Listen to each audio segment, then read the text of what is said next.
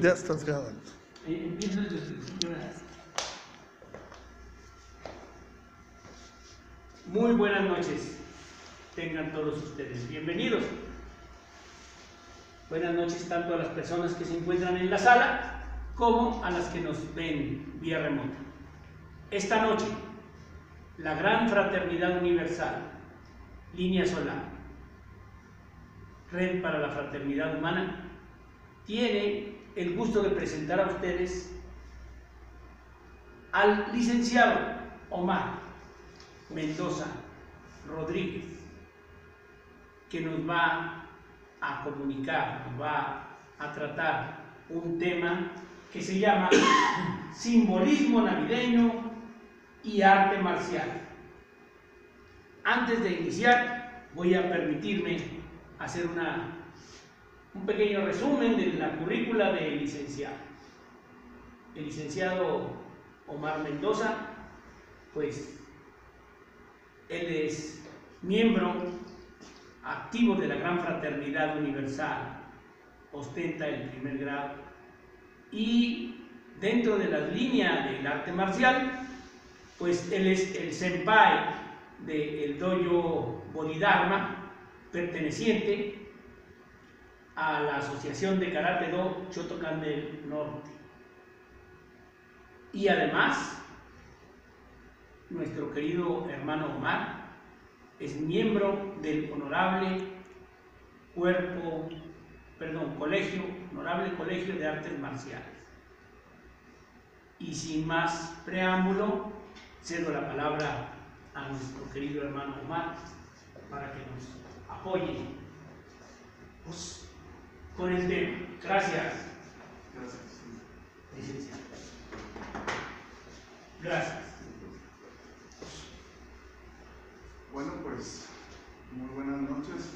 Gracias a todos por su asistencia. Sabemos que por la temporada el clima es un poco difícil que estén aquí, sin embargo, pues se agradece el esfuerzo y su participación. Bueno, pues como ya había presentado el sensei, el tema de esta noche es hablar sobre la Navidad y su relación con el arte marcial. Pareciera que son cosas que no tienen algún punto de encuentro o de conexión, sin embargo, a lo largo de la charla, pues vamos a ver que hay algunos puntos que, aunque no claros, tienen esa relación, esa similitud, y pues nos deben de llevar a una reflexión y a un análisis, porque la realidad de esta fecha, más allá de los regalos, de los abrazos, pues es un periodo de reflexión y de balance en nuestras vidas. Bien, siguiente. Bueno, los propósitos de esta charla, pues es, por un lado, conocer el significado de lo que es la Navidad como tal, porque luego no nos queda muy claro y no entendemos por qué el nacimiento de un personaje tan importante como el Maestro Jesús lo celebramos en esta época, aunque históricamente pudiera ser que no coincida con la realidad. Es decir, celebramos el nacimiento del Maestro Jesús como un héroe solar, pero no es históricamente la verdadera fecha de su nacimiento. Y habremos de entender un poco el por qué se acomoda el nacimiento del Maestro Jesús a esta época. De igual forma, conoceremos a algunos héroes solares que guardan relación con Maestro Jesús, porque hay algunos detalles de la vida del Maestro que no son exclusivos de él, sino que hay toda una serie de personajes que guardan una relación y una similitud, y que su vida, o algunos aspectos de su vida, pues son ejemplo de vida y de enseñanza y tienen una razón de tipo simbólico y filosófico que nos debe llevar a entender y a conocer a Jesús en otra etapa. Otro de los objetivos de la charla del día de hoy es conocer las distintas tradiciones de manera, si ustedes quieren, muy rápida, muy somera. El tiempo no nos es benigno, y entender por qué celebramos o realizamos ciertas actividades en lo particular en torno a los festejos navideños. Conoceremos tradiciones a lo largo del mundo y nos daremos cuenta que a pesar de la distancia y de los idiomas, las tradiciones son similares, guardan su propósito.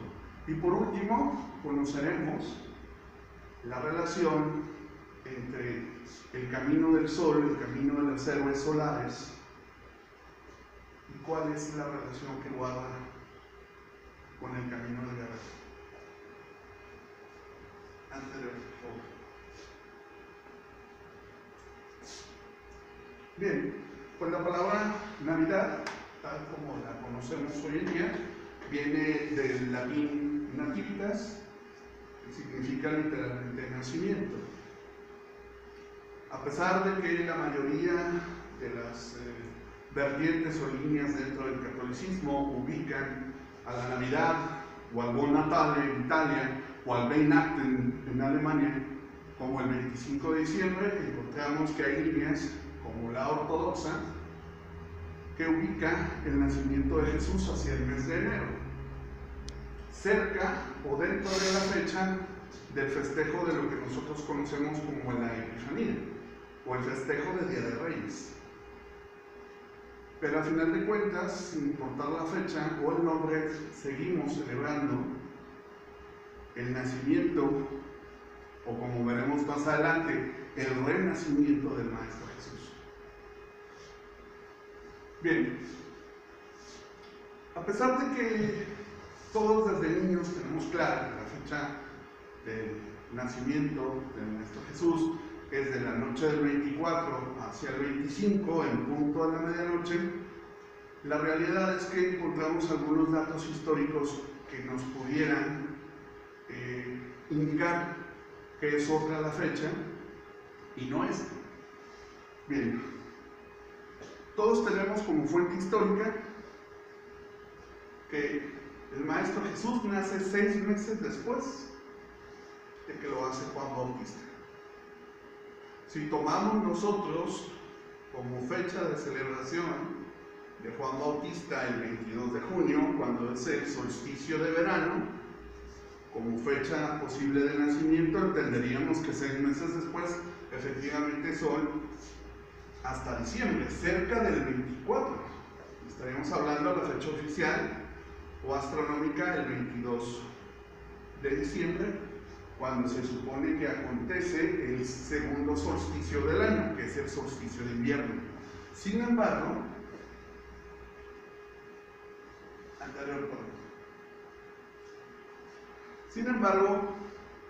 se dice que mientras el padre de Juan Bautista ejercía la profesión dentro del templo de Salomón como sacerdote, la mujer de este estaba a punto de dar a luz a Juan Bautista.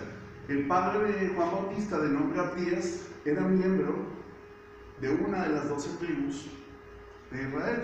Entonces existía un acuerdo entre las 12 tribus para que cada tribu tuviera un sacerdote y oficiara un cierto periodo de tiempo dentro del templo, lo cual históricamente nos haría pensar que Abdías ejercía en abril. Era su periodo en abril y 6 meses después sería en octubre, lo cual nos complicaría la fecha que todos conocemos. Siguiente, por favor. Sin embargo, aquí dice que el Maestro Jesús, que Abdías, como sacerdote de la línea de su tribu, era uno de los 12 sacerdotes que ejercía en 2 periodos al año, no era uno sino 2. En consecuencia, si seguimos esta postura histórica, nos indicaría aún la fecha más confusa, indicando que Juan Bautista nacería, como vemos en la finina, en marzo, en tanto que el Maestro Jesús nacería en septiembre. Entonces seguimos topando con fechas que no nos llevan a la realidad histórica de este Jesús que nosotros conocemos, y que habrá quien lo ponga en duda sobre si existió o no existió históricamente, porque luego hay quien dice que no había un Jesús sino 2, y que antes de ese Jesús de Nazaret hubo varios Jesús que intentaron lo mismo, generar un movimiento de amor, de lucha, de revolución, de regeneración contra el régimen establecido, y que buscaron cambiar las cosas. Sin embargo, el que mayor trascendencia o impacto tuvo, pues es nuestro Jesús de Nazaret. E incluso hay quien dice que después de Jesús o Jesucristo hubo otros tantos más que se perdieron en la noche de los tiempos. Bueno, pudiéramos encontrar un poco de luz en los manuscritos del Mar Muerto, los famosos rollos de Nag Hammadi, donde encontramos un antecedente histórico y nos hablan de este segundo periodo del que yo les hablaba, y nos acomoda las fechas a las que nosotros conocemos: la celebración de Juan Bautista en el solsticio de verano y el nacimiento de Jesús en el solsticio de invierno, como dijeran simbólicamente. Se cumple la labor de preceder al gran hombre que vendría después. Un poco lo que sucede dentro de la orden: surge primero el maestro Estrada y luego surge el maestro de la Ferrer, ¿sí? Y de alguna manera el bautizo es una cuestión simbólica para dejarle una especie de cargo de misión con la humanidad. Siguiente, por favor. Bien.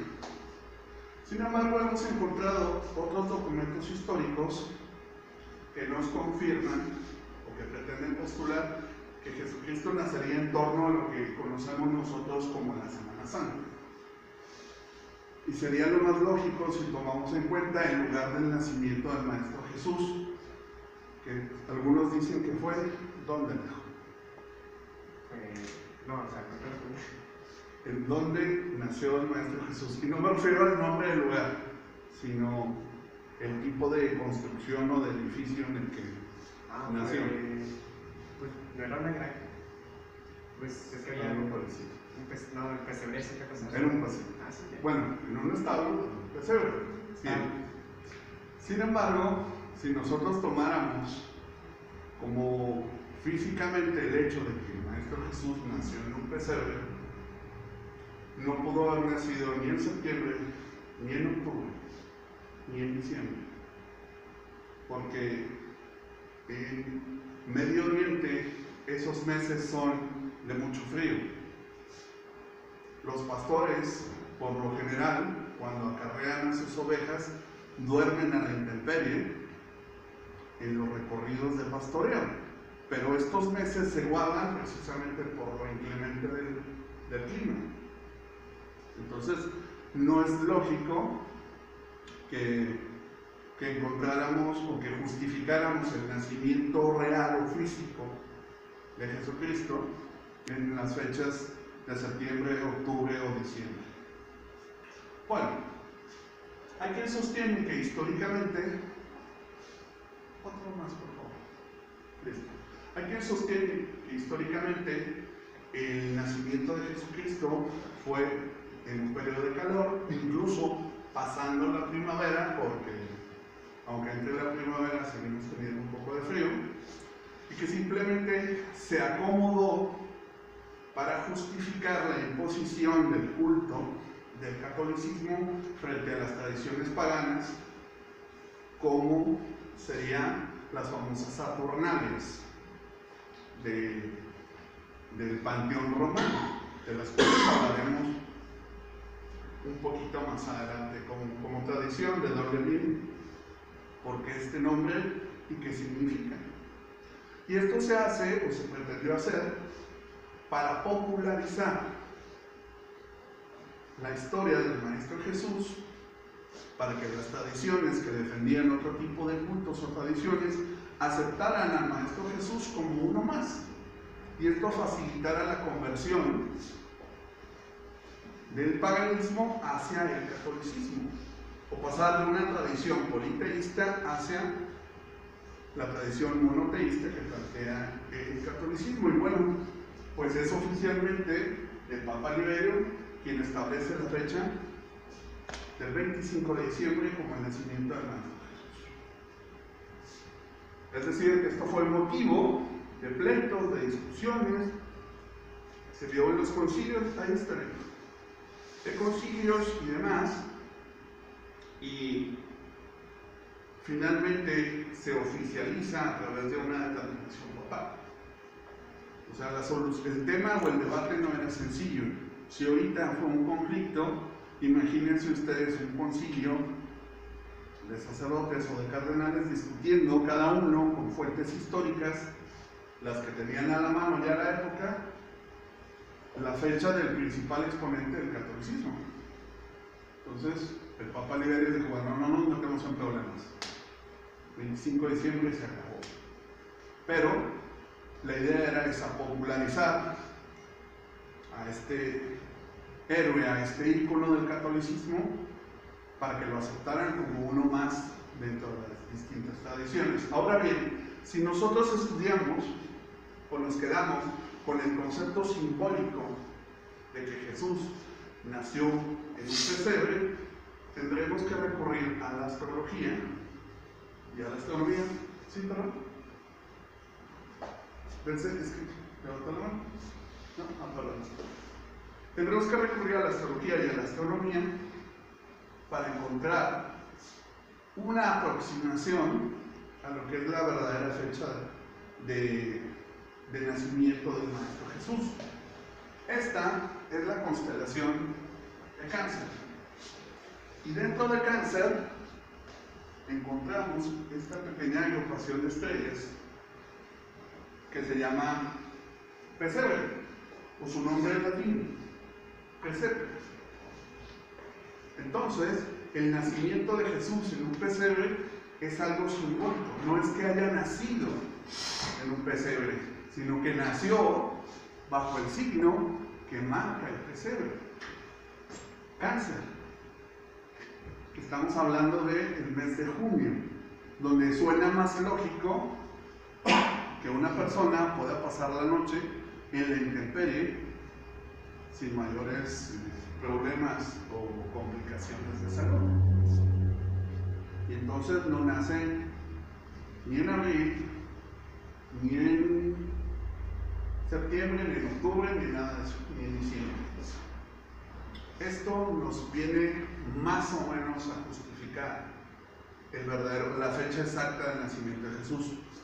Aunque en el fondo es más importante el renacimiento de Jesús que nosotros celebramos en Semana Santa, y que también hay una justificación para acomodarlo con el paganismo que su propio nacimiento. Sin embargo, el catolicismo insiste en darle una justificación a la fecha para acomodarlo con otros héroes solares o con otras figuras dentro del paganismo. Siguiente, por favor. Bien, hemos hablado enormemente de los héroes solares. Así que tenemos que ver al personaje que le da nombre a estos héroes, lo que marca el destino de estos héroes. El Sol. El Sol es una estrella enana amarilla, a pesar de la capacidad de que es una supernova, es una estrella enana. Y bueno, es la dadora de luz y de calor en la Tierra. Y no pudiéramos entender o conocer o concebir la vida si no es a través del Sol en sus distintas estaciones. Sabemos perfectamente que la cercanía o la lejanía nos marca los tiempos propicios para el cultivo, para la cosecha y para el recurso de la tierra. El ciclo de vida del Sol, bueno, pues lo ven ustedes aquí, estamos hablando de miles de millones de años y nosotros estamos más o menos aquí. O sea que todavía nos queda Sol para rato, ni siquiera hemos llegado a la media vida de esta estrella enana que nos da calor. Muy bien. Y como en la antigüedad, todos los fenómenos de la naturaleza, eran objeto de veneración, porque la ciencia, o bueno, los hombres de ciencia de la época no podían explicar el por qué el Sol se alejaba de la Tierra, el por qué se oscurecía, y bueno, era una divinidad, si ustedes quieren, primaria o primitiva, dentro de las primeras agrupaciones de seres humanos. Este cuadro, no quiero que le hagan mucho caso, al menos en lo siguiente. Este cuadro representa una última cena donde hay personajes que, según algunos documentales, como unos llamados Zeitgeist, ubican a Jesucristo en compañía de todos estos héroes y algunos más que no están en la lista. Yo he visto una lista de héroes solares que aproximadamente tienen 450 personajes. Estos son los más conocidos. Zeitgeist es un buen documental, sin embargo es impreciso porque no todos nacen el 25 de diciembre, no todos tienen 12 discípulos, no todos hacen milagros como tal. Sin embargo, yo uso esta lista más que nada para concentrarme o para buscar que fijen ustedes la atención en la vida de estos personajes más que en la fecha. Limitarnos a la fecha de nacimiento de estos personajes es restarles mérito e importancia a su vida, que en sí misma es un gran símbolo que nos debe ayudar a trascender. Siguiente, por favor. Vamos a tratar de verlos. Ahí. Vamos a tratar de verlos más o menos en orden cronológico. Espero que el tiempo nos ayude un poco, no vamos a entrar a detalle, pero bien. Empezamos con Hermes o Mercurio, según la mitología griega o latina, es decir, los romanos, varía el nombre. Hermes es el mensajero de los dioses, el intérprete, el diplomático. Simbólicamente es el dador del lenguaje, de la escritura y de las ciencias sagradas. Él es, dentro del panteón grecolatino, tal vez el único que se toma la molestia de interactuar directamente con los hombres. Él baja desde el Olimpo y les informa a los hombres cuál es su misión, de acuerdo a lo que diga en el Olimpo. Licenciado, una solicitud. Si fuera usted tan amable de aclararnos al auditorio a qué se refiere cuando habla usted de panteón, para que no nos vayamos a confundir. Gracias. Bien, la palabra panteón viene del griego pan, que significa todos, y teon o teos, que significa dioses. Entonces, cuando hablamos de panteón, nos referimos al conjunto de dioses. Si habláramos de cómics, diríamos el universo Marvel, o el universo DC, o por lo que la compañía de la que hablamos, ¿sí? Pero como hablamos de mitología, hablamos de panteones, es decir, del conjunto de dioses, ¿sí? Pero es lo mismo.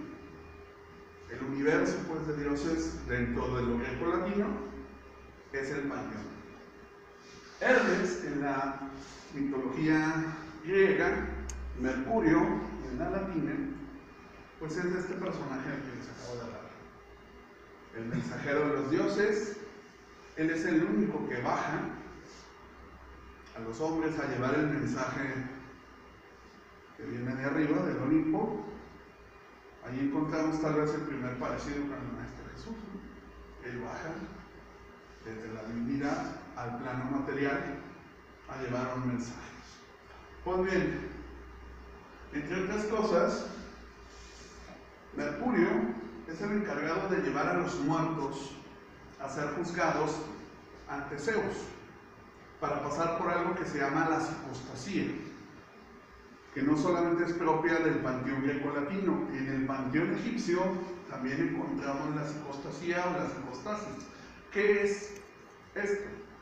Es el pesaje de nuestra alma para saber si podemos ir al cielo o vamos al inframundo, hacia abajo. Quienes hayan visto una serie que se llama American Gods, la primera temporada, ahí está muy claro. Se le saca el corazón al muerto, se pone en una balanza contra una pluma de un ave. Si el corazón pesa menos que la pluma o pesa igual, quiere decir que el hombre en cuestión fue un hombre bueno. Pero si el corazón pesa más que la pluma, pues ya no pudo entrar hasta eso. ¿Cómo se llama la serie? American Gods, dioses americanos.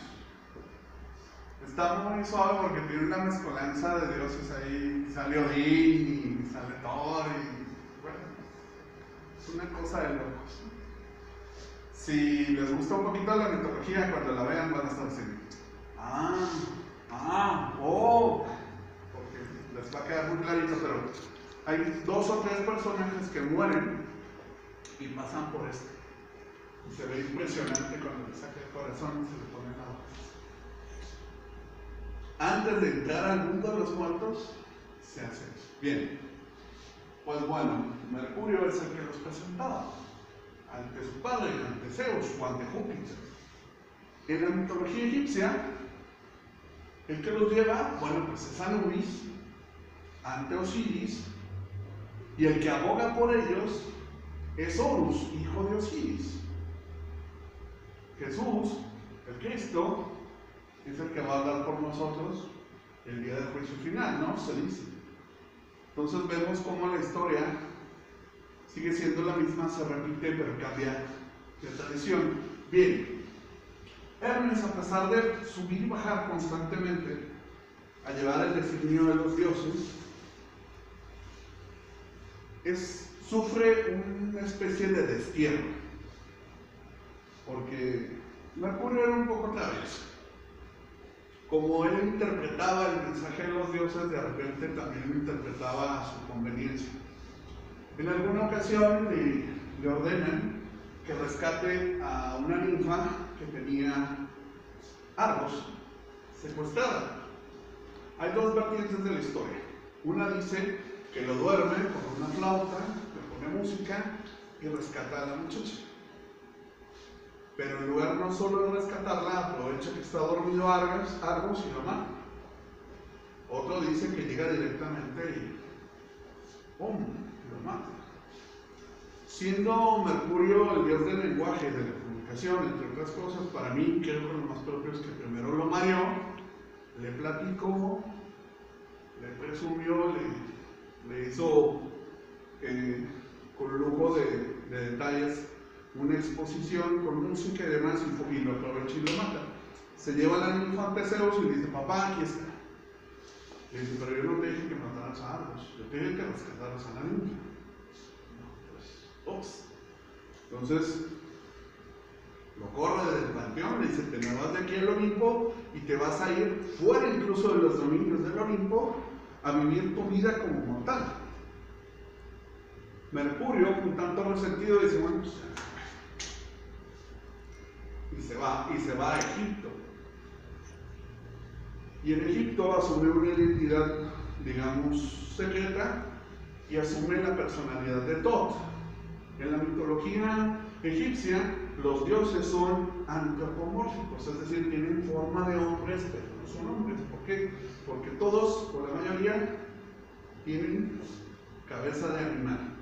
Tot es el que tiene cabeza de ibis, ¿sí? Que es esta ave con un pico así medio extraño, por eso el ibis es una ave sagrada, pero bueno, de eso hablamos después. Fue muy querido dentro del pueblo egipcio, les deja la escritura, les deja el lenguaje, les deja necesidad de conservar la memoria, es decir, de registrar los acontecimientos en papel, en papiro, en escrito. Les deja la arquitectura, les deja parte de las matemáticas.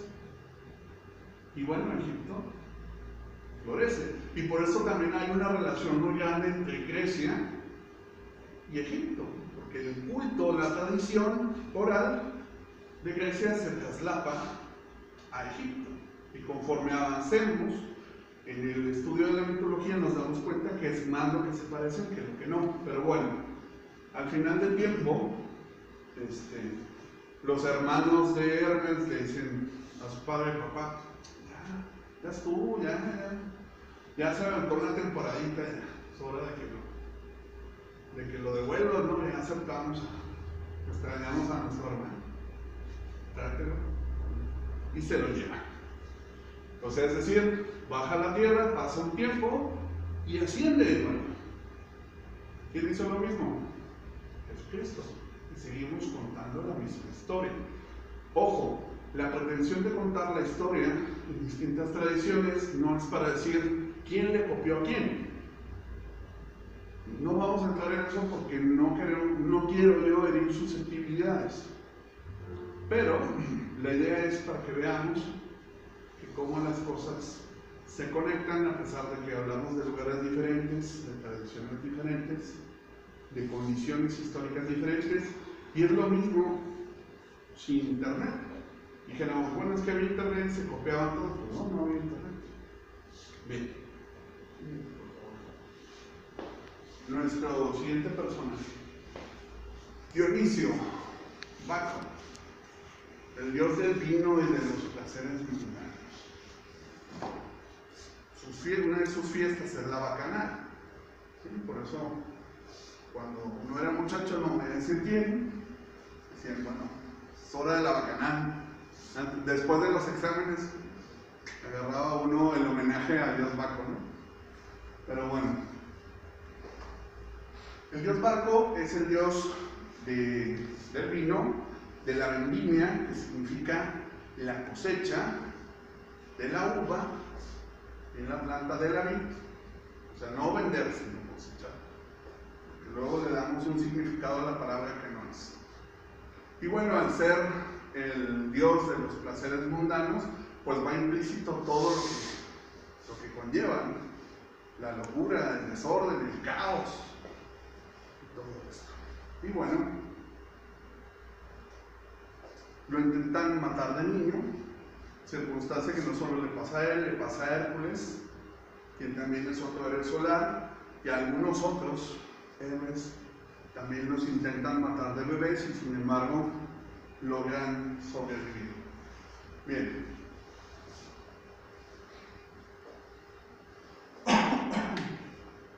Intentaron matarlo, renace, como vemos aquí en la femenina, logran matarlo, entre comillas, pero Zeus usa su corazón para reconstruirlo. Por eso decimos que Dionisio es el nacido dos veces, es decir, es un personaje que logró vencer a la muerte.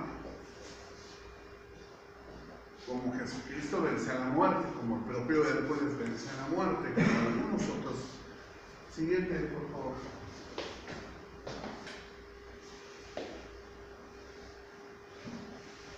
Bien. Pongamos mucha atención en eso. Dionisio baja al inframundo, a la tierra de los muertos.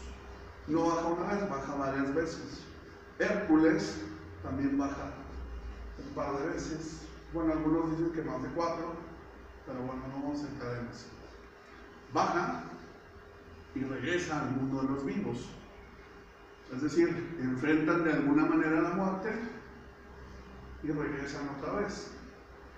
Cuando en el panteón grecolatino, cuando el padre de Zeus es vencido, los hijos se reparten el universo conocido.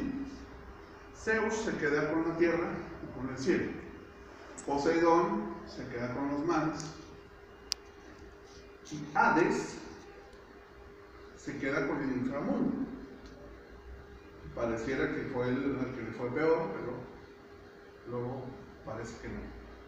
Bajo la condición de que él sería dueño de todos los mortales que entraran al inframundo.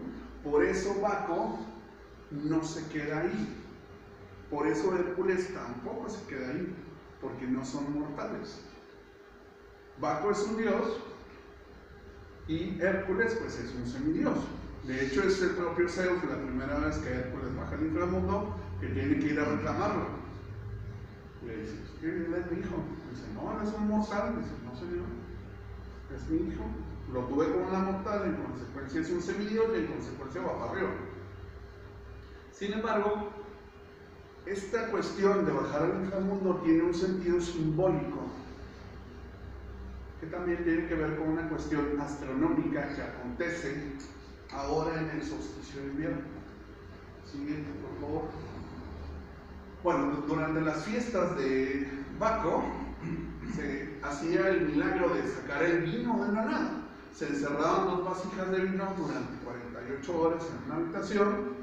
Y el milagro de Baco es que pasadas esas 48 horas en su fiesta, al entrar a la habitación las vasijas estarían llenas. Es algo muy parecido a lo que hacía Jesús cuando convertía el agua en vino.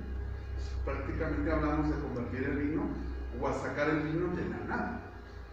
Bien, siguiente personaje, Puga. ¿Quieres preguntar algo? El iluminado o el despierto. ¿Sí? Nace de es decir, su alumbramiento fue a través de un nacimiento no carnal. Como vemos aquí en la femenina, dice que nace por uno de los costados de Mayadevi. Esto del nacimiento no carnal significa que nace de una forma en la que no va implícita una unión carnal o una cópula entre hombre y mujer. Entonces encontramos una característica similar a la de Jesucristo. Nace de una virgen. El símbolo de decir que nace de una virgen es precisamente eso: el nacimiento a través de un acto en el que no hay una unión física entre un hombre y una mujer, que pudiera darse a través de algo que los cabalistas o los rosacruces llaman como el matrimonio alquímico, que cuando entremos a ver a Horus lo vamos a explicar muy por encima. Bien, bueno, fue un maestro viajero, como el propio Jesucristo, anduvo en peregrinaje. Aunque nosotros conocemos los últimos 3 años de Cristo, se dice que Cristo duró años y años de peregrinaje de formación. Jesucristo estuvo en Grecia, en un lugar que se llama Heliópolis. Inclusive hay un libro que se llama Jesucristo en el templo de Heliópolis, por si lo quieren buscar. Dicen que estuvo incluso en América. Habrá que investigar, ¿no? Pero bueno, tuvo discípulos, dio enseñanza, dio sermones, al igual que Jesucristo. Es tentado por los demonios, como Jesucristo en el desierto. Es un reformador dentro de su pueblo, como lo fue el propio Jesucristo, como lo fue el propio Zoroastro o Zaratustra. Y al final muere alcanzando la iluminación. Hasta ahorita hemos tenido 28 reencarnaciones, siendo la 28ª y la última, ¿cuál, Salvador? Bodhidharma. Y esperamos una más. Lo mismo pasa con Jesucristo. ¿Sí? Vino, se fue, ascendió, se murió, entre comillas, y lo esperamos en una segunda vuelta.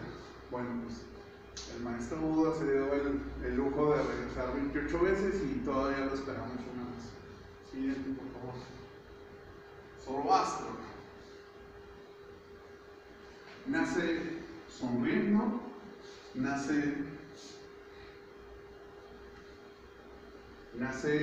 dicen que en condiciones bajo un parto que fue sin dolor, No está muy claro quiénes son los padres de Zoroastro, aunque hay versiones históricas. Hay quien dice que los ángeles anuncian a su madre el nacimiento de su hijo, pero que la madre de Zaratustra o de Zoroastro no tenía pareja. Entonces es un nacimiento virginal. Bien, es un gran reformador. Él, dentro de su contexto histórico y espacial, plantea por primera vez la idea de un único Dios frente a un conjunto de tradiciones politeístas, es decir, que tenían muchos dioses. Para la época era algo increíble. Hay quien sostiene que parte de la tradición que llevaba Zoroastro sirve de base o de influencia para lo que conocemos hoy dentro del catolicismo. Pudiera ser. Hizo milagros, uno de los milagros, y es a través del cual logra que su mensaje se haga público, es porque va ante un príncipe, le explica todo esto y le dice, bueno, si tu Dios es más poderoso que el mío, pues que me haga un milagro. Y el milagro es ese, que surge un árbol tan grande y un follaje tan grande que invade el centro del palacio donde vivía este príncipe, y es así como logra Zoroastro ganarse la aceptación oficial o estatal para difundir su tradición como única y oficial. Bien, su tradición se funda por primera vez en dos conceptos, el bien y el mal. Ya hablamos anteriormente, todavía no quedaba muy claro, los dioses eran ambiguos, pero no hablábamos de dos polos. Con Zoroastro sí llegamos a esto, ¿no? El bien y el mal, la luz y las tinieblas, Hormuz y Arimán. Siguiente, por favor. Cosa curiosa, el Dios del que habla Zoroastro es un Dios que no tiene rostro, que no tiene forma, que no tiene figura. El Dios dentro del catolicismo, aunque nos lo representan como un viejito barbado, realmente no tenemos un dato o un documento que nos haga tener la certeza de que el Dios de Abraham es un viejito barbudo con una túnica blanca. Lo representamos así, pero no sabemos exactamente quién es. Pues bueno, el zoroastrismo también nos dice que no tiene. Y era venerado a través de encender un fuego eterno, como símbolo de la luz, del lado positivo, de la iluminación y del camino hacia el ascenso, hacia lo divino o hacia el cielo. Y bueno, hablando del cielo, pues es precisamente la tradición del zoroastrismo la que ya nos habla de un lugar al que los hombres, dependiendo de sus acciones, podrán ir al cielo o podrán ir a la nada, al infierno. Bien, a pesar de que Zoroastro es el líder espiritual, él dice que él viene antes que el verdadero salvador de la humanidad, nacido de una virgen. Y seguimos con este concepto de las vírgenes. Ya Zoroastro ya no lo contaba, ya no lo traía. Habla siempre de la lucha del bien sobre el mal. Este salvador de la humanidad resucitará a los muertos, como Jesucristo, e igualmente intervendrá ante el juicio de ellos por sus actos. Bien, nos habla de la presencia e intervención de ángeles en la tierra como mensajeros de lo divino, de la inmortalidad del alma, y todas estas cosas que pudieran parecer que son de la tradición católica, y sin embargo esto es anterior al nacimiento de Jesucristo. Muere a los 77 años en batalla, predicando su mensaje, atravesado por una lanza. Que por cierto dicen que tuvo varias heridas en batalla, pero es esta la que le causa muerte. Circunstancia similar a la de Jesucristo. Tiene varias heridas, recordemos que le dan muchos latigazos, que inclusive se le dan más latigazos que los que recibiría un ladrón ordinario, y sin embargo la única herida de muerte de Jesucristo es la lanza de Longinus, la herida que se le produce con la lanza de Longinus, que luego dicen que no sale sangre, sino sale agua, que hay alguna explicación médica que dice que en realidad le perforaron un pulmón y que lo que salió no era agua sino líquido pleural, pero bueno, luego de eso hablamos. Siguiente, por favor.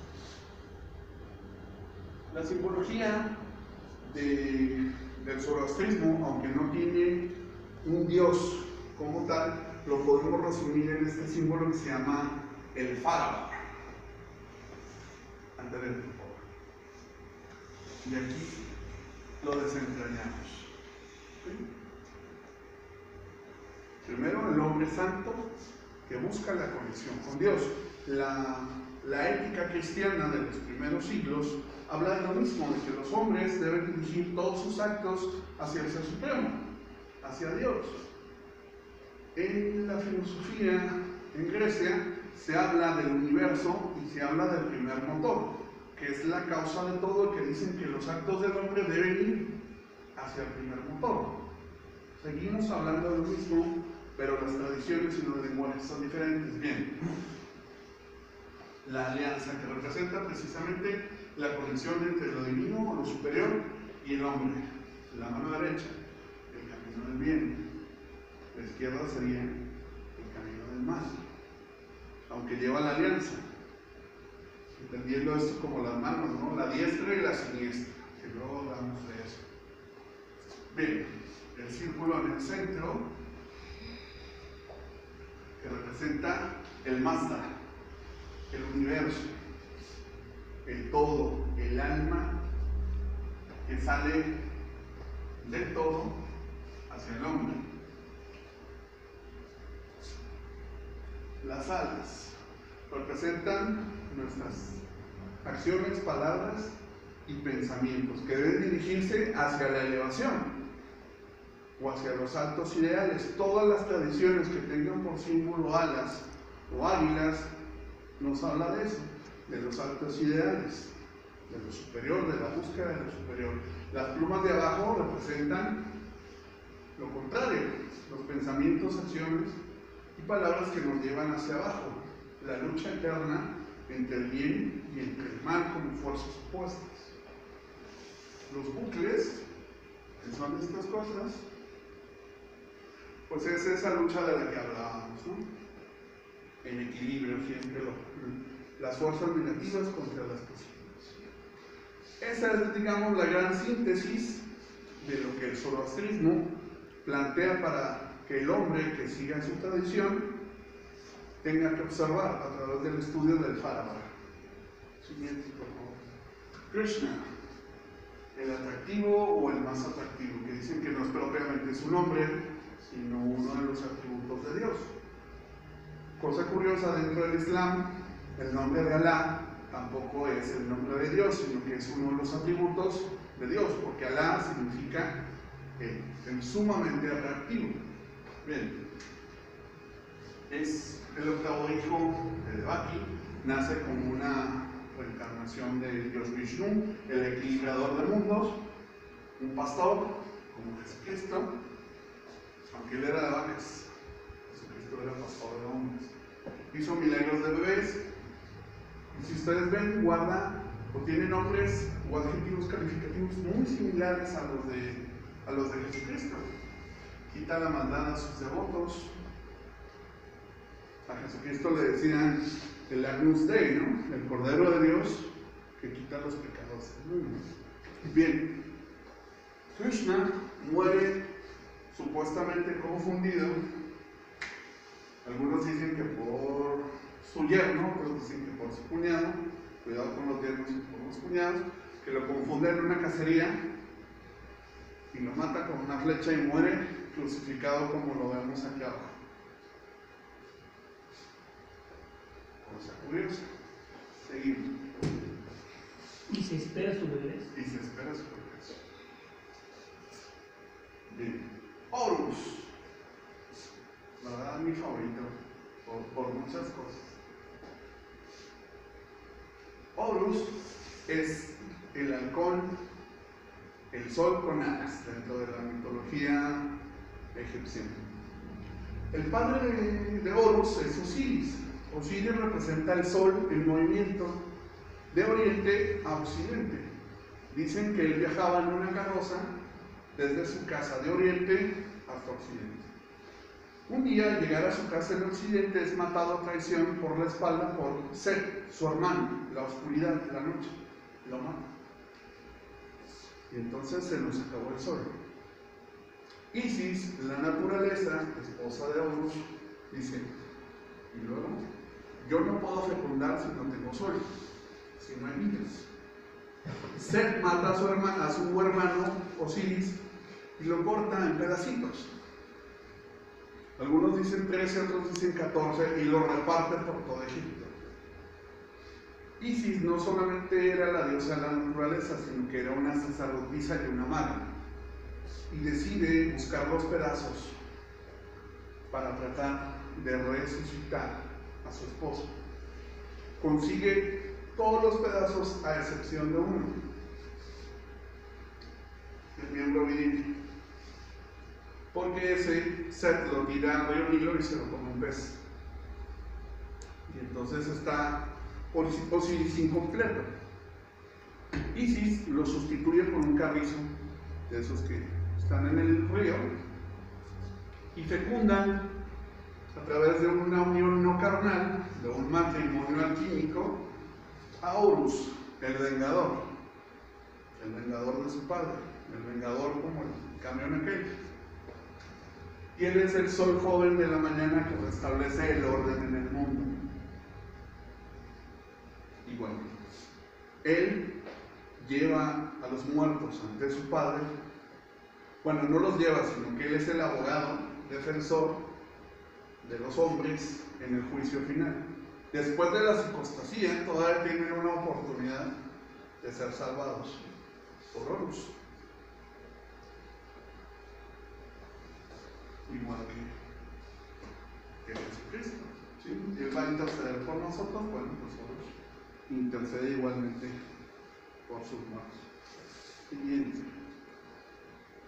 Mitra, nacido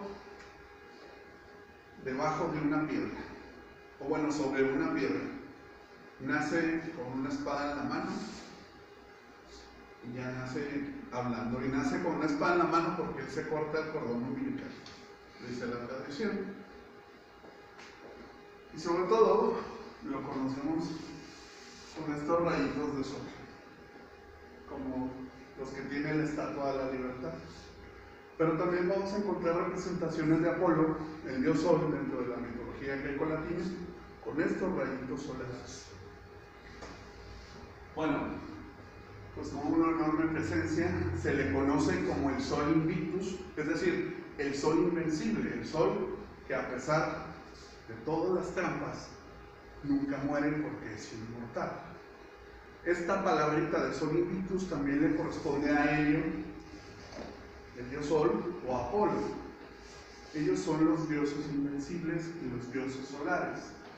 Tienen una muerte ritual, es decir, la muerte tiene un propósito, y los discípulos que siguen la tradición mitraica pasan por esta muerte ritual, pero lo mismo acontece en Egipto. Bien, curiosamente sacrifica un toro, que también encontramos la simbología del toro dentro de la esfinge de Gizeh. El toro es el animal que se autoinmola, se autosacrifica por un bien superior.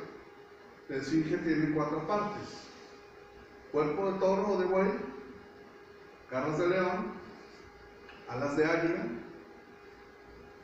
y cabeza de hombre. Bueno, pues el símbolo es parecido. El día del sol es el domingo. En latín, el sábado, el domingo es Dominus.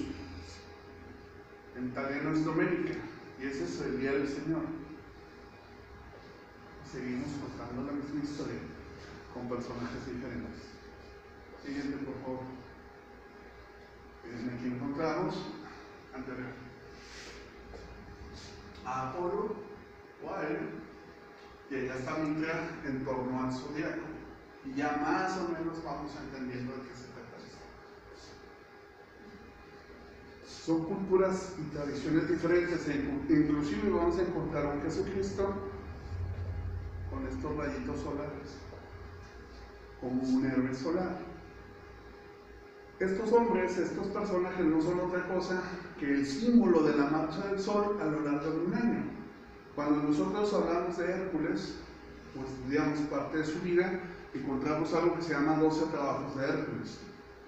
Aunque la tradición dice que cada trabajo le cuesta un año a Hércules y son 12 trabajos, simbólicamente es eso, el paso del sol a través de un periodo de un año, por las 12 casas o por los 12 signos. E inclusive, ya lo platicaremos en otra charla, cada trabajo tiene una correspondencia con un signo del zodiaco. Siguiente, por favor. Hércules. Bien. Otro de mis favoritos. No tiene propiamente un nacimiento virginal, porque Zeus se hace pasar por anfitrión, el padre biológico mortal de Hércules, y tiene relaciones con su esposa, con Almenia. Mientras Anfitrión estaba en la guerra, Hércules se personifica como anfitrión, tiene relaciones y engendran a Hércules llamado, se llamaba Alcaides, y luego cambia su nombre a Hércules. Al día siguiente de que Hércules es fecundado, viene Anfitrión, tiene relaciones con su esposa y fecundan al hermano mortal de Hércules. Pero bueno, esa es otra historia. Hércules nace propiamente como mortal, pero Zeus o Júpiter busca por su hijo y quiere hacerlo inmortal, quiere hacerlo Dios, y lo lleva ante Hera, dormido. Bueno, es Mercurio el que lo lleva, siendo bebé, para que tome leche del pecho de Hera y así pueda obtener el estatus de inmortal, siendo semidios. Sin embargo, Hércules succiona con tanta fuerza que se despierta Hera, lo empuja y se desparrama la leche, y dicen que así surge la Vía Láctea como la conocemos. Nosotros vamos al espacio y vemos un montón de puntitos blancos y una especie de estela de luz, como leche desparramada en una mesa. Bueno, esta situación le da tanto coraje a Hera que busca matarlo en diversas ocasiones siendo bebé. Ya encontramos un personaje, otro, que también enfrentó y superó varias veces a la muerte siendo bebé. Bueno, pasa por estos 12 trabajos, y uno de esos 12 trabajos precisamente es rescatar a Prometeo, el que se roba el fuego del cielo, que está capturado en el inframundo. Va con Hades, le dice: vengo por Prometeo, me lo voy a llevar, y le dice Hades, dice: pues no, chiquito, no te lo puedes llevar, porque tienes, para empezar, aquí el que cuida es el perro, mi perro, el Cancerbero, y si él te deja pasar, pues te lo llevas.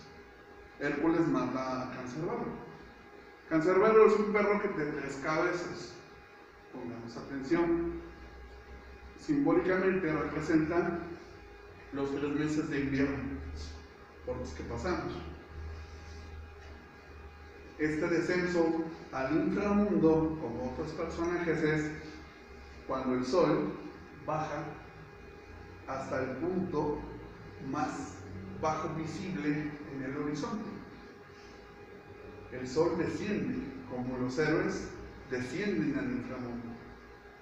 Algunos para enfrentar su propia muerte, otros por otras condiciones, como Baco, como el propio Hércules, pero luego muere traicionado, como el propio Jesucristo.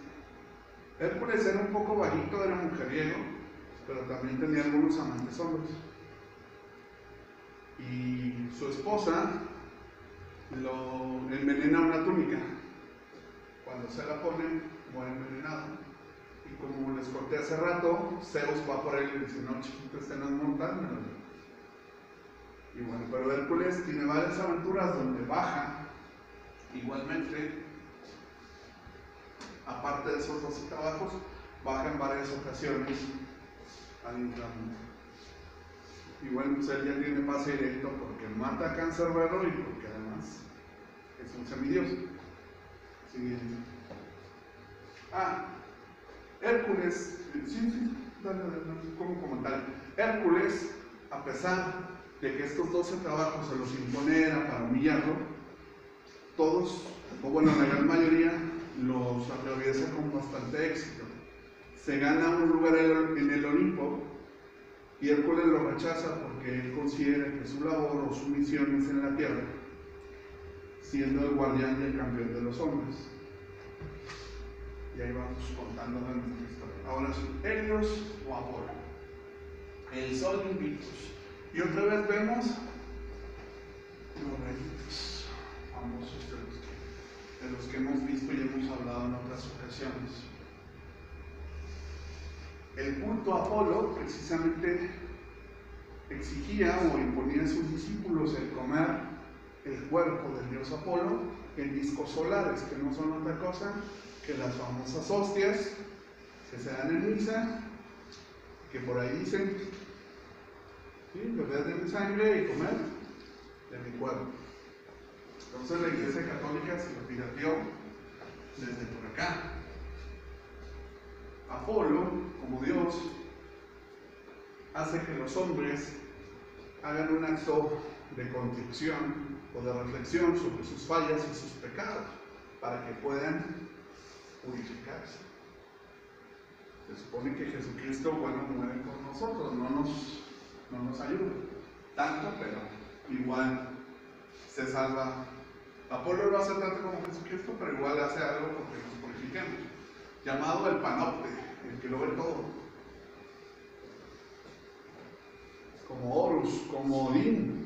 El propio Odín, en la mitología nórdica, tiene un ojo y no tiene dos. Lo pierde, por cierto, peleando contra 3 gigantes de hielo, que son simbólicamente los 3 meses de la temporada invernal. Siguiente, por favor. El luchador de la oscuridad.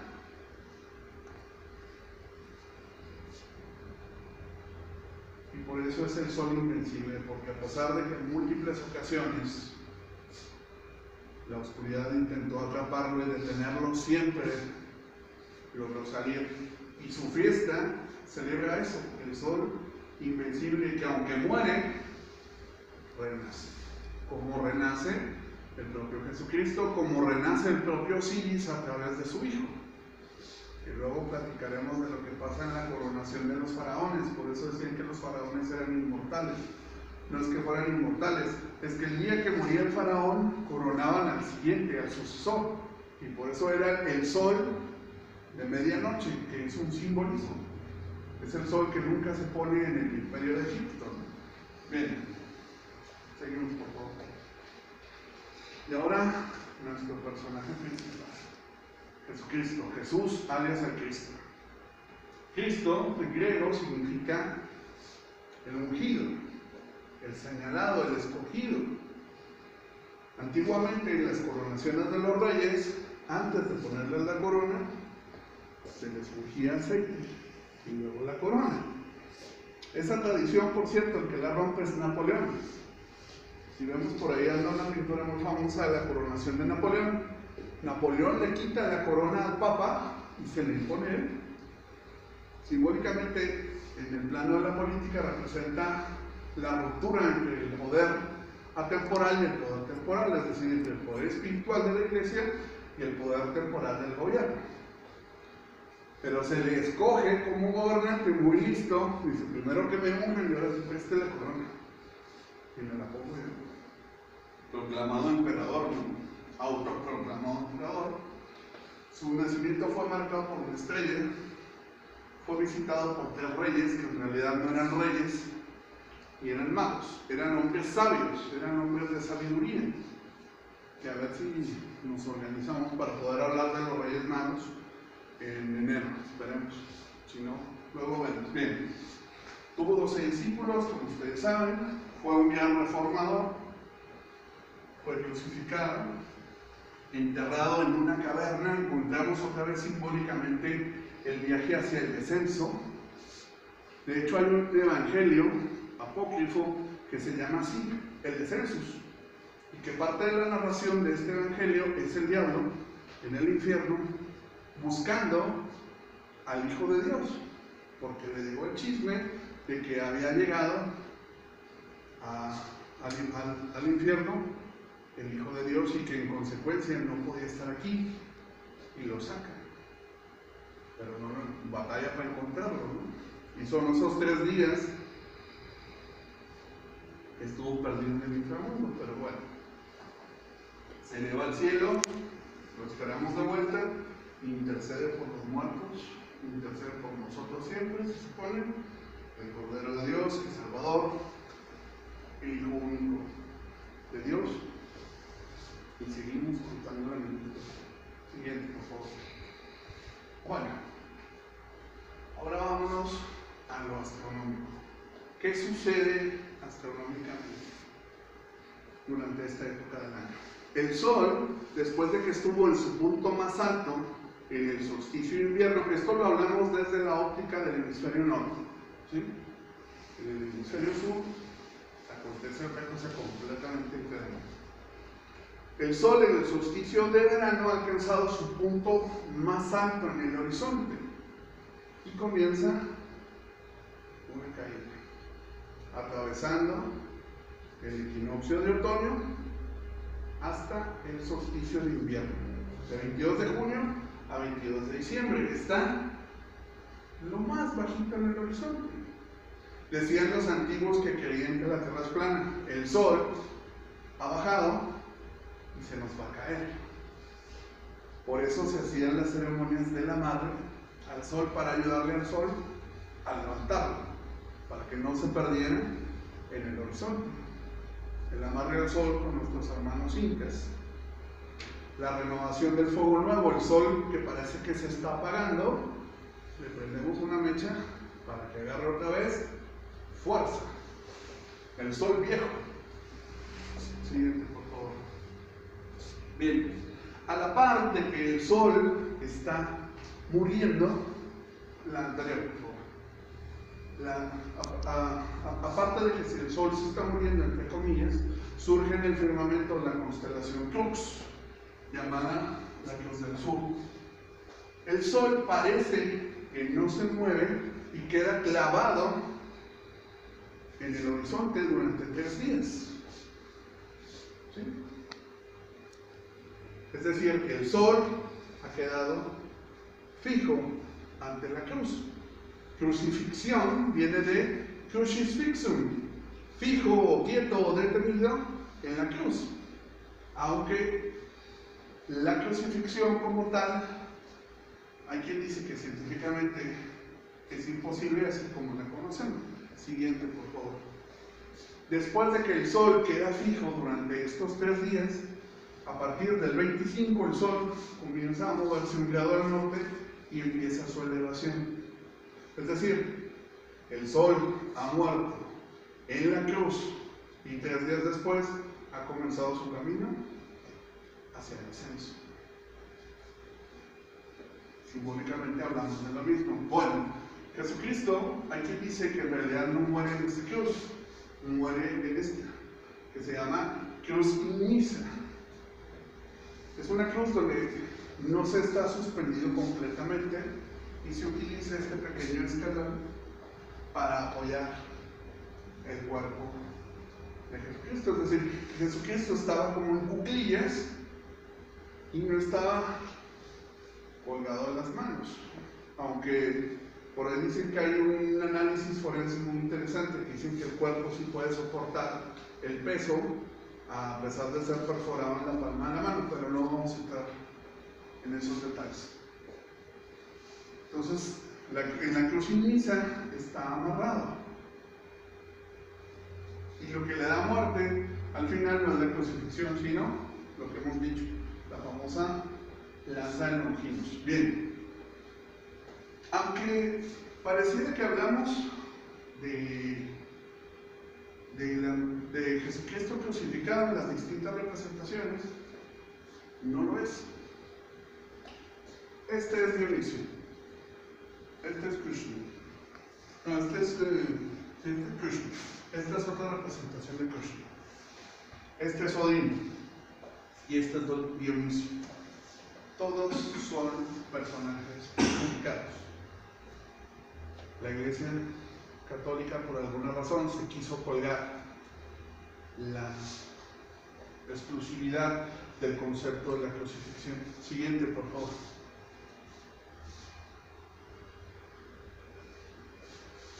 Y vemos a Huitzilopochtli, Quetzalcóatl, y este es Odín crucificado de cabeza para alcanzar la iluminación dentro de la tradición nórdica. Este es el símbolo de Odín en lo nórdico, que no es otra cosa que el símbolo astronómico de la Tierra. Seguimos, por favor. Anterior. Ahí. Esa. Bueno, esta cruz que vemos atrás de Jesucristo no es propiamente la cruz católica o la cruz griega o la cruz romana, sino representa el paso del sol en 4 estaciones a lo largo de 12 meses. El sol en el centro no es otra cosa que nuestro personaje de esta noche, Jesucristo. Eso es lo que representa. Hemos llegado al final del ciclo, al final del año, para comenzar de nuevo el ciclo. Entonces no celebramos el nacimiento de Jesús, celebramos el renacimiento de Jesús después de haber superado la muerte, después de haber tocado fondo, se ha elevado. Siguiente, por favor. Helios, Jesucristo y Mitra. Vean cómo la simbología cambia un poco y seguimos hablando de lo mismo, de este héroe solar, de este héroe de la luz, a lo largo de 12 meses o de 12 casas. Siguiente, por favor. Apis, dentro de la mitología romana, igual con picos, Huiracocha, y el maestro Buda, que siempre es representado dentro de un gran círculo de luces, de una flor de 1000 pétalos, o en su espalda, o en su cabeza. Pero es exactamente lo mismo. Siguiente, por favor. Este sol con alas, vean. Babilonia, Egipto y México. Siguiente, por favor. Bien, a la par de la Cruz del Sur, que la vemos aquí, en el firmamento surge la constelación de Orión. Estas, dicen son 3 estrellas, pero en realidad son más, representan lo que se llama el cinturón de Orión, que hay quien dice que están alineadas con las 3 pirámides principales de Egipto. Que digo principales porque son más. Pero nada más nosotros conocemos Keops, Kefren y Miserinos. Este Orión es el cazador que va acompañado de 2 perros, el Canis Major y el Canis Minor, el perro mayor y el perro menor, o como los conocemos, la osa menor y la osa mayor. Un cazador siempre lleva a perros para recoger a su presa. ¿Qué significa esto? Que el surgimiento de Orión en el firmamento es después de la cosecha. La época de la cosecha es más o menos entre octubre, septiembre, octubre, y dándole a noviembre. Va a recoger su presa, va a recoger el producto de la tierra. Esa es otra situación importante. Nosotros agradecemos, o se supone que agradecemos a la Madre Tierra, a María, por habernos dado a su fruto, que es su Hijo, Jesucristo. Bien, Sirius es solo una parte del Canis Major, del perro mayor, que representa la nariz en la constelación. Sirius es la estrella más brillante que puede ser vista desde el firmamento, desde la Tierra, perdón, que algunos la confunden con Venus, pero no, el Canis Major surge antes en el firmamento del planeta Venus. El planeta Venus por lo general se ve a principio de año. Bien, esta es la famosa estrella, según algunos, que fija el nacimiento de Jesús, o que marcaría el lugar de nacimiento físico de Jesús. Siguiente, por favor. Otros dicen que en realidad es una estrella que se llama América, que se supone que es la estrella que incluso usaron los navegantes que llegaron a América. No estoy diciendo Cristóbal Colón, no estoy diciendo incluso ni siquiera los españoles, a lo mejor los vikingos o a lo mejor los chinos, que llegaron antes que los vikingos a América. O sea que eso de que América se llama América, pero América me escuchó, no, muy bien. Siguiente, por favor. Esta es la constelación de Orión. Ustedes pueden ver el cazador, la lucha del cazador contra el mal, que marcaría la época, o que de alguna manera predice la época de la victoria tras la batalla, que es simbólicamente el descenso, la batalla, y la victoria es el renacimiento. Siguiente, por favor. Bueno, estas tres estrellas del famoso cinturón de Orión, les decíamos que son más. Aquí dice que simbólicamente son los tres reyes magos o los tres hombres sabios que llegan buscando al nacimiento del niño de Dios o del nuevo sol, como dice la canción, como dice el himno a la alegría, ¿no? Ir enseñando el nuevo sol, que luego platicamos de eso. Siguiente, por favor.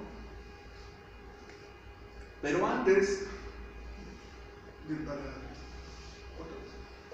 de que aparezca el cazador a recoger su presa, surge en el firmamento la constelación de Virgo, de lo cual destacan dos estrellas o dos partes de la constelación. La constelación Espiga, la espiga, que no es otra cosa que la espiga que vemos representada en Virgo, que la trae en una mano con sus alas, y la vendimia o el Vendimiatrix.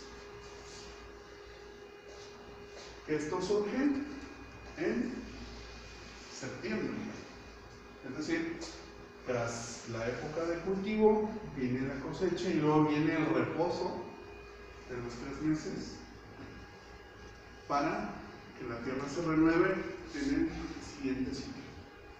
Por favor. Belén, en hebreo, se pronuncia Bethlehem, la casa del pan. El nacimiento de Jesús fue en un pesebre en Belén, tras la cosecha. Pero, como les hemos dicho, no es el nacimiento, es el renacimiento. Cosa curiosa, el signo de Virgo es una M con un pez, que aquí dice que ese título es femenino, y esta virgen pues es lo que hemos hablado con anterioridad. Siguiente. Como vemos aquí, distintas tradiciones nos hablan de la Madre Virgen con su hijo. En la India, en Babilonia,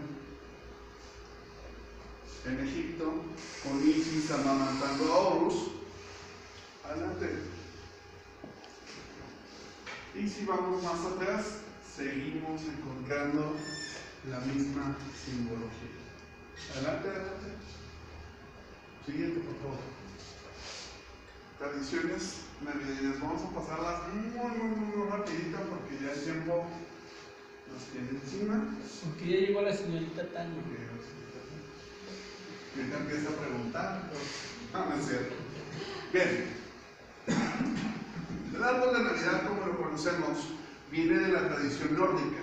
Este árbol en la tradición nórdica se llama el Yggdrasil, que representa el esquema del universo. Los que vieron Thor 2 en el universo Marvel, en el panteón de Marvel, se han de acordar que había una especie de inestabilidad entre mundos y que por eso pasaban cosas raritas. El Yggdrasil tiene conectados estos 9 mundos que van desde el más frío hasta el Valhalla, y en medio Midgard, Asgard es el último. Desde el lugar más oscuro en el occidente al lugar más luminoso en oriente, desde las tinieblas hacia la luz, simbólicamente hablando. Y entonces estos 9 mundos originalmente no eran otra cosa que las esferitas. Y este árbol de Navidad lo encontramos igualmente en la tradición judía con el llamado árbol de la vida y sus 10 sefirots. Siguiente, por favor. Bien. Se utiliza un árbol de hoja perenne, que quiere decir que no muere, representando la inmortalidad del alma. La forma del árbol es un triángulo ascendente, representando el camino del hombre para convertirse en Dios o para reencontrarse con lo divino. Por eso es el triángulo superior. Las esferas, bueno, representaban las tentaciones y ahora son los atributos de Dios, como en el árbol sefirótico. Dentro de la tradición nórdica existe una ceremonia que se llama el árbol de Yule, que representa precisamente la renovación del fuego, y que se quemaba este árbol en fechas cercanas al 25 de diciembre, o bien se quemaba un tronco de este árbol para conmemorar la renovación del fuego. Bueno, las luces, entre otras cosas, representan la unión, pero también representan la conexión en el camino hacia el ascenso, que está coronado por una estrella, que representaría el entendimiento y la comprensión del hombre a lo largo de su camino.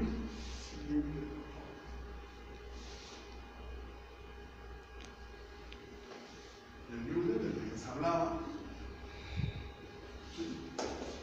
la luz de invierno, que luego también hay una tradición muy interesante sobre un oso, que no nos platico ahorita porque tenemos el tiempo muy cortado.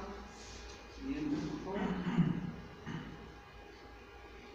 Antiguamente se reunían los seguidores en la tradición nórdica a venerar el árbol de Yule, cantando con antorchas o con velas alrededor de este árbol. Siguiente. Las Saturnalias, dedicadas a Saturno, a Cronos, en el panteón greco-latino. Representa el periodo más oscuro del año, pero también el nacimiento de este nuevo sol. Esta era una época profundamente espiritual en un principio, que inclusive era la época propicia para manumitir esclavos, es decir, para liberarlos. Y daba lugar a ciertos desórdenes porque esclavo y amo intercambiaban de lugar en estas fiestas, y bueno, el sentido cayó en desuso y terminó en un degenere malinterpretado, pero era un significado más profundo y más espiritual. Siguiente, por favor. Huitzilopochtli, el dios de la luz, muere traicionado por su hermano, por Tezcatlipoca, el dios de los engaños, de las falsas luces, del humo, y también desciende en el inframundo, que es custodiado por los hermanos, que luego de eso platicamos.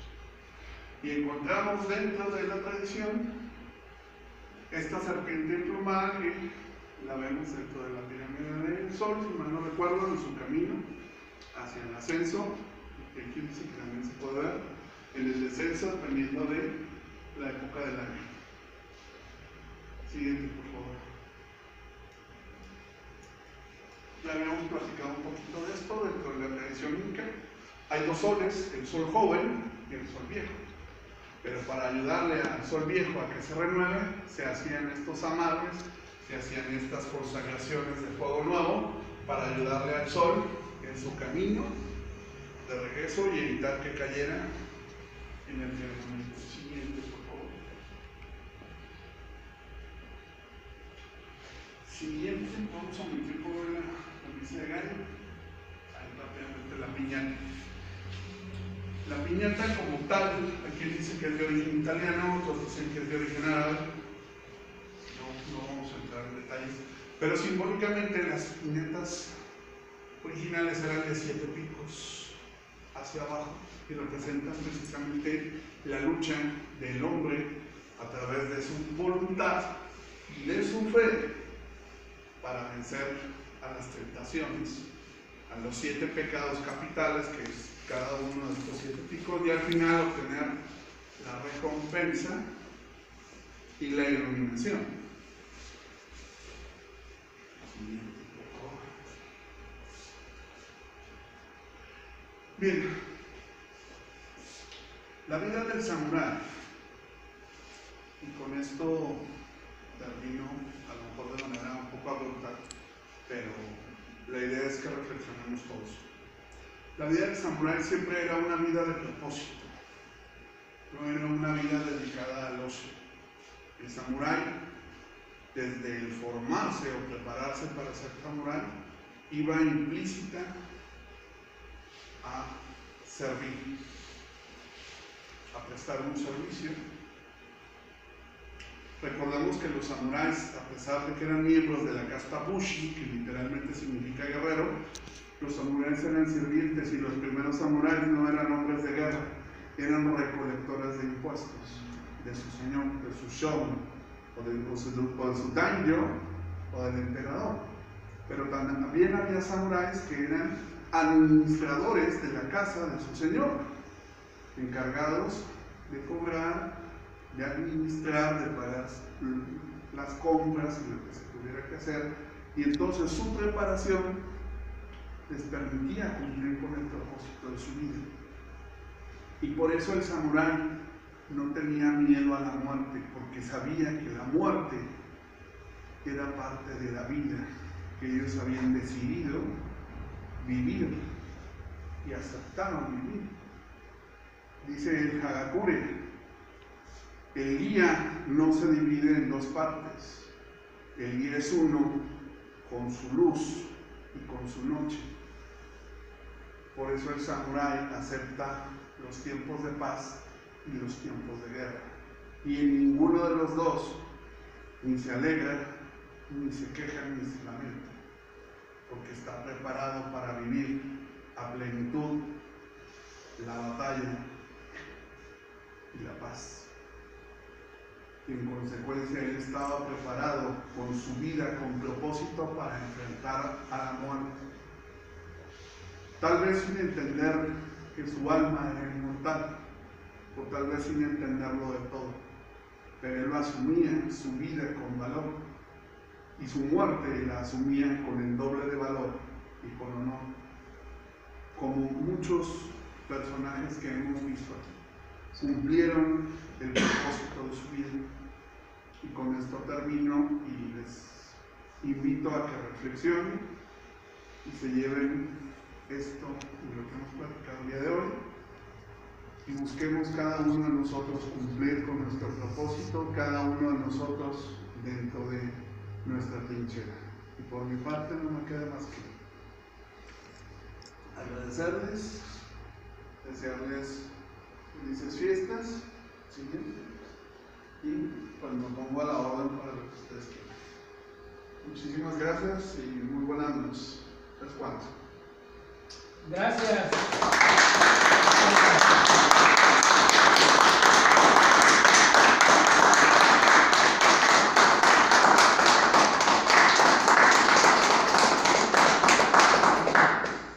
No sé si quiera invitarnos para el próximo mes de enero, para el día 18 o el fin de semana más cercano a él, a la festividad Bueno, con esto concluimos las actividades del presente año y retomamos con toda fuerza y vigor tras las vacaciones.